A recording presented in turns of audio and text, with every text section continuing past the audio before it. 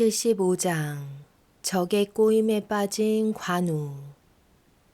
관우에게 육손의 편지를 전한 사신은 만족스러운 표정으로 돌아가 육손에게 보고했어요. 관우 장군이 육손 장군께서 예의 바른 사람이라고 칭찬하였습니다. 아마도 당분간 강동에 대한 걱정은 하지 않을 것 같습니다. 육손과 여몽이 꾸민 계획은 착착 진행되니 관우는 육손의 말을 믿고 형주 땅에 남아있던 군사의 대부분을 번성으로 불러들여 총공격을 준비했어요.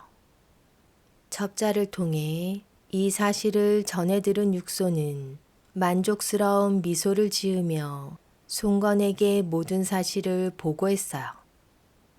송건은 그 즉시 병을 핑계로 총사령관 자리에서 물러나 있던 여몽을 불러 명령을 내렸어요. 지금 형주 땅은 빈집이나 마찬가지이다. 이보다 더 좋은 기회는 없으니 지금 당장 쳐들어가 형주 땅을 되찾아오너라. 송건의 명령과 동시에 여몽과 3만 명의 강동의 군사들은 80여 척의 배에 나누어 타고 쏜살같이 형주로 쳐들어갔어요.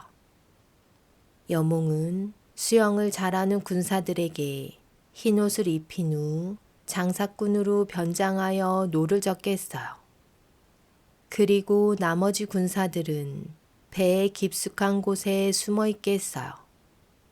강동의 군사들이 탄 배는 밤낮을 가리지 않고 나아가 형주 땅에 들어가는 길목에 도착했어요. 이때 높은 언덕에 봉화대를 지키던 형주의 군사들이 헐레벌떡 달려와 물었어요. 너희들은 누구인데 함부로 이곳을 지나다니느냐?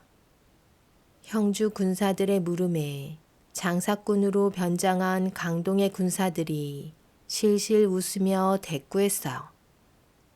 저희들은 강을 따라 이곳저곳을 떠돌아다니는 장사꾼입니다.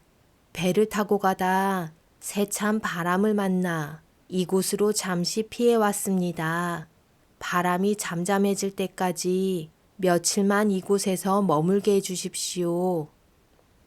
강동의 군사들은 형주의 군사들에게 뇌물을 주며 사정했어요. 뇌물을 받은 형주의 군사들은 별다른 의심 없이 그들이 강가에 머무는 것을 허락했어요. 그날 밤 사방은 쥐죽은 듯 조용한데 강가에 닻을 내리고 머물던 배 안에서 장사꾼으로 변장한 수십 명의 강동의 군사들이 일제히 쏟아져 나와 강물 속으로 뛰어들었어요. 그들은 능숙하게 헤엄을 쳐 강가 절벽에 이른 다음 깎아지는 듯한 절벽을 맨손으로 기어 올라가기 시작했어요. 절벽 위에는 형주 군사들이 지키는 봉화대가 있었어요. 강동의 군사들은 형주의 군사들을 순식간에 덮쳤어요. 쉿! 소리치면 죽는다. 꾸벅꾸벅 졸다 순식간에 사로잡힌 형주의 군사들은 모두 배 안으로 끌려가 처박히는 신세가 되었어요. 눈 깜짝할 사이 여몽은 봉수대를 완전히 차지했어요. 원래 봉화란 낮에는 연기로 밤에는 불로 신호를 보내는 것이라 여러 봉화대 중 어느 한 곳만 신호를 보내지 못하면 나머지 봉화대는 제 역할을 할 수 없었어요.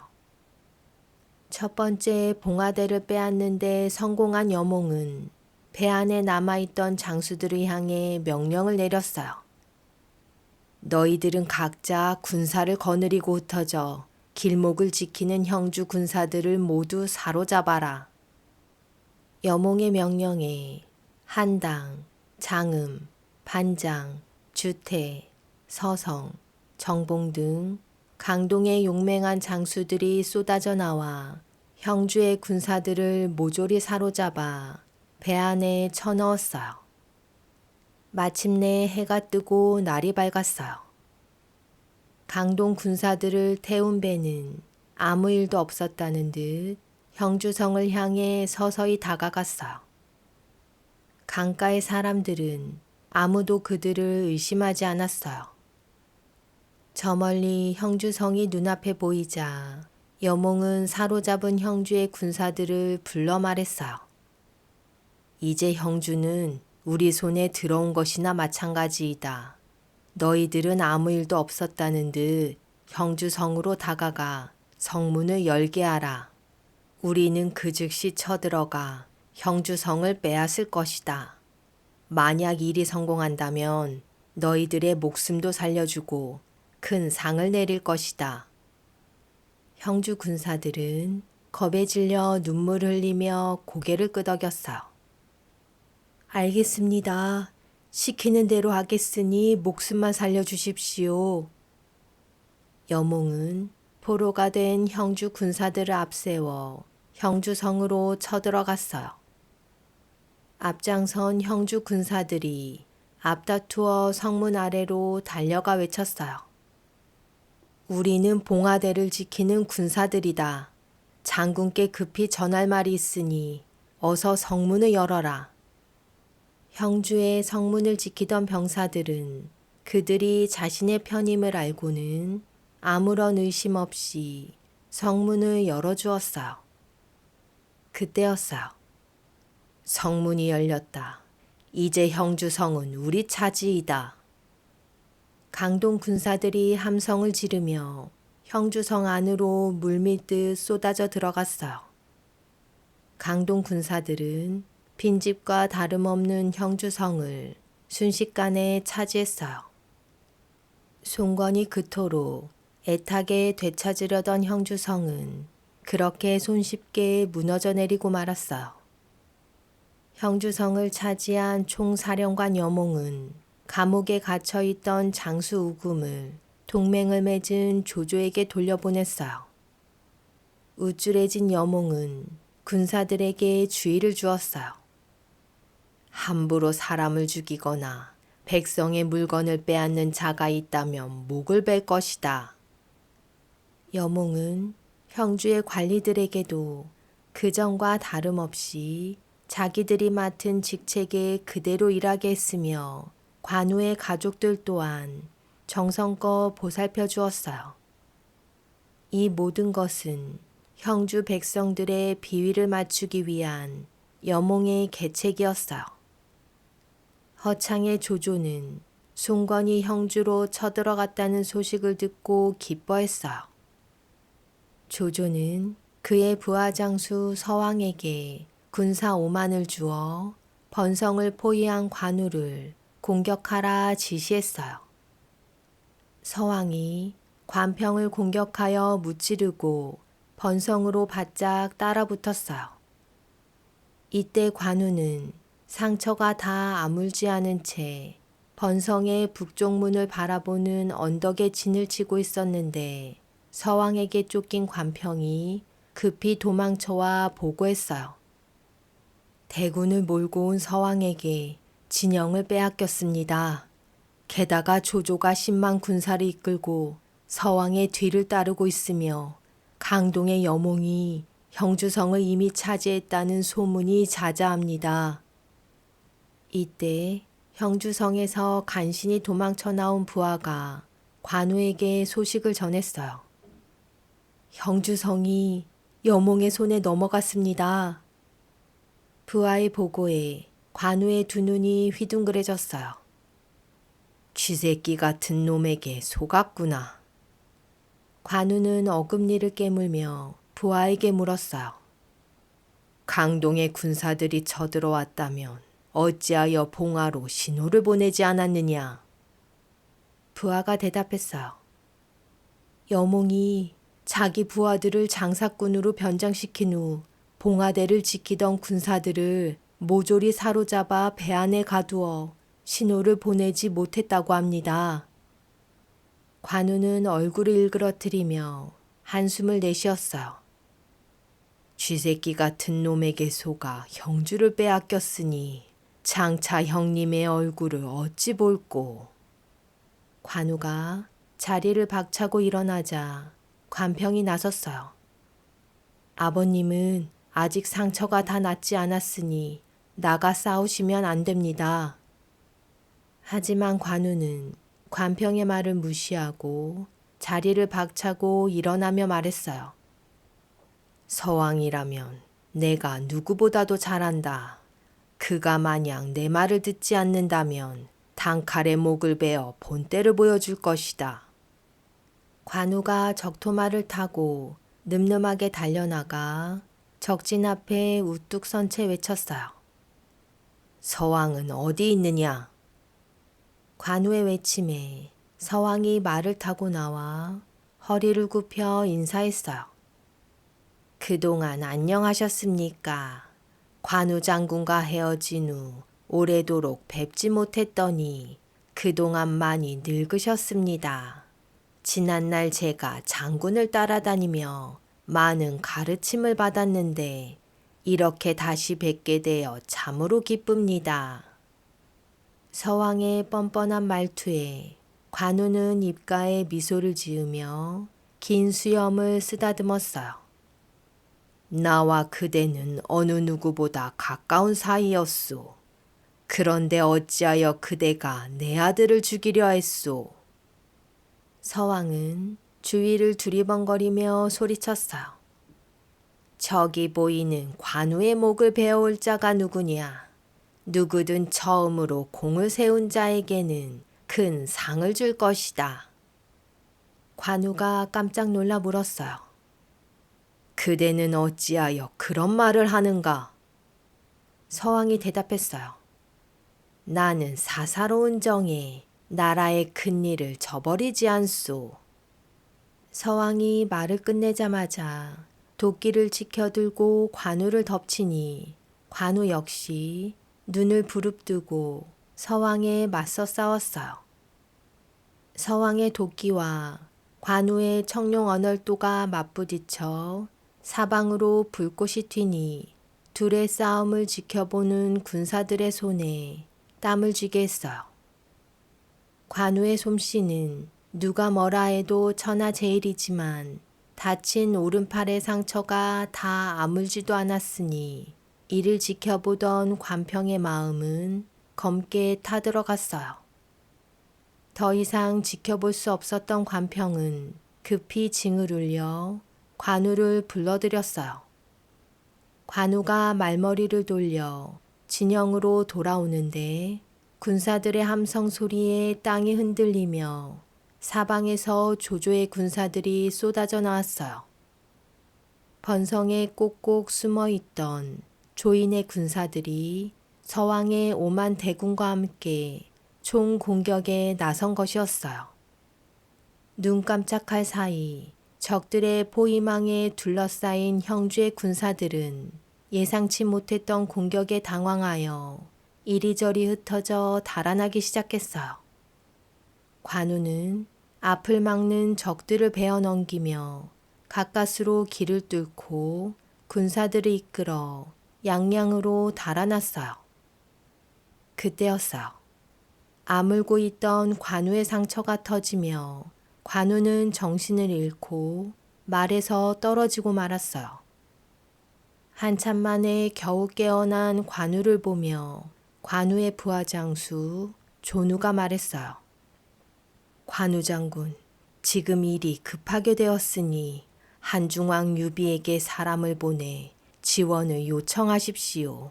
그리고 우리는 구원병이 올 때까지 버티는 것이 중요합니다.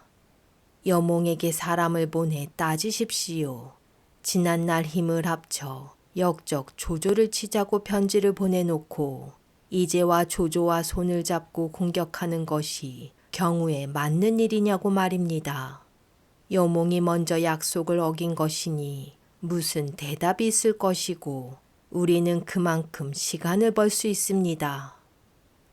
관우는 고개를 끄덕이며 형주의 여몽에게 사신을 보냈어요. 여몽은 형주의 백성들의 마음을 얻기 위해 여러 가지 애를 쓰고 있었어요. 관우를 따라 싸움에 나선 장수나 군사들의 집에 먹을 양식을 주고 아픈 사람이 있으면 치료도 해주었어요. 그러자 백성들은 점차 여몽을 존경하게 되었어요. 여몽은 관우의 사신이 온다는 말을 듣고 직접 성 밖으로 마중을 나갔어요. 사신은 여몽에게 정중히 고개를 숙여 인사한 후 관우의 편지를 바쳤어요. 관우 장군께서는 약속을 저버린 오나라의 행동에 배신감을 느끼시며 저에게 이 편지를 전하라 하셨습니다. 여몽은 관우의 편지를 읽고는 천천히 입을 열었어요. 지난날 사이좋게 지내자고 한 것은 사실이지만 그것은 나 혼자만의 생각이었소. 그런데 지금은 송건 장군의 명령을 받들어야 하니 이것은 내 뜻대로 할 수 없소. 관우 장군에게 내가 미안해한다고 전해주시오. 그날 밤 사신은 다음 날 날이 밝는 대로 관우에게 돌아갈 계획으로 형주성에서 하룻밤 지내기로 했어요. 관우의 사신이 왔다는 소문을 들은 형주의 백성들이 사신이 묵고 있는 숙소로 몰려왔어요. 그들은 관우와 함께 싸움터로 나간 가족이 어떻게 지내는지 묻는가 하면 자신들은 잘 지낸다며 안심시켰어요. 우리들은 너그러우신 여몽 장군의 보살핌을 받으며 잘 지내고 있습니다. 그러니 돌아가거든 걱정 말라고 전해주십시오. 다음 날 사신은 관우에게 돌아가 여몽의 말을 전하며 형주 백성들이 어떻게 지내는지 보고했어요. 형주성에 남아있는 장군의 가족은 물론 다른 장수와 군사들의 가족 모두 아무 탈 없이 잘 지내고 있었습니다. 사신의 보고에 관우는 벌컥 화를 냈어요. 그것은 백성들의 마음을 얻기 위한 여몽의 눈속임이 분명하다. 간사한 놈 같으니 내 살아서 그놈을 죽이지 못한다면 죽어서 귀신이 되어서라도 반드시 원수를 갚을 것이다. 사신이 관우의 막사 밖으로 나오자 장수와 군사들이 형주에 있는 가족의 안부를 물었어요. 사신은 그들에게 자신이 보고 들은 그대로 전했어요. 걱정 마십시오. 형주 백성들은 모두 무사히 잘 지내고 있습니다. 사신이 형주의 백성들에게 받아온 편지를 모두 전해주니 장수와 군사들은 편지를 읽은 후 안심했어요. 그것이 문제였어요. 장수와 군사들은 여몽 덕분에 가족들 모두 무사히 잘 지낸다는 사실을 알고는 싸우고 싶은 생각이 싹 가셔버렸어요. 게다가 관우의 진영을 몰래 빠져나가 형주 땅으로 도망쳐 달아나니 관우의 눈앞이 캄캄해졌어요. 어리석은 자들이 여몽의 꾀에 속아 넘어가니 이 일을 어찌하면 좋을꼬. 수많은 군사들이 달아나고 이제 관우에게 남은 군사 수는 고작 300여 명에 불과했어요. 하지만 그 순간에도 한당, 장음, 반장, 주태, 서성, 정봉 등 강동의 용맹한 장수들이 관우를 향해 달려오고 있었어요. 관우는 적의 포위망을 가까스로 뚫고 들판과 계곡을 헤매고 다니다 저녁 무렵 산 언저리로 빠져나왔어요. 해는 이미 저물어 사방은 어두우니 천하의 관우라 해도 더 이상 어쩔 도리가 없었어요. 관우의 아들 관평이 아버지의 마음을 알았는지 넌지시 말했어요.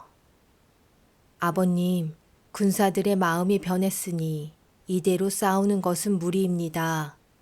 아무래도 가까운 성에가 구원병이 올 때까지 기다리는 것이 어떻겠습니까? 이곳에서 가까운 곳에 맥성이라는 작은 성이 있는데 우리 군사들이 당분간은 머물 수 있을 것입니다. 관평의 말에 관우는 대답 없이 고개를 끄덕였어요. 기나긴 싸움에 지친 군사들을 재촉해 맥성으로 들어간 관우 일행은 성문을 굳게 걸어 잠갔어요.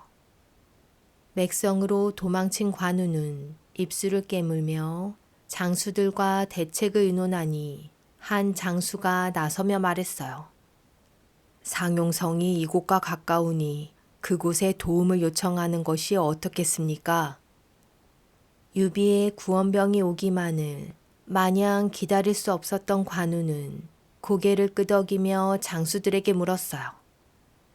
그렇다면 누가 지금 적의 포위망을 뚫고 상용성으로 가겠는가?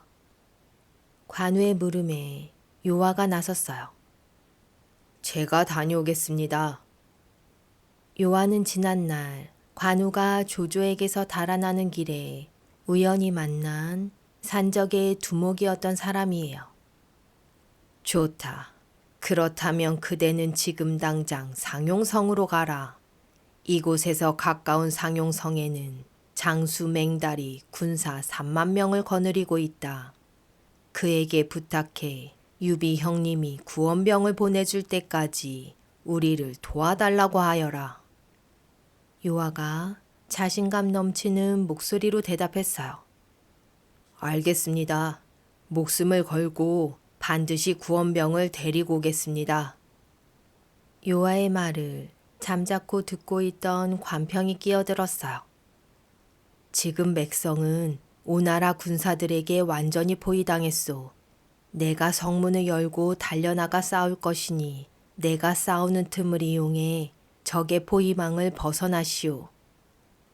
요하는 고개를 끄덕이며 관우의 편지를 받아 품에 넣었어요.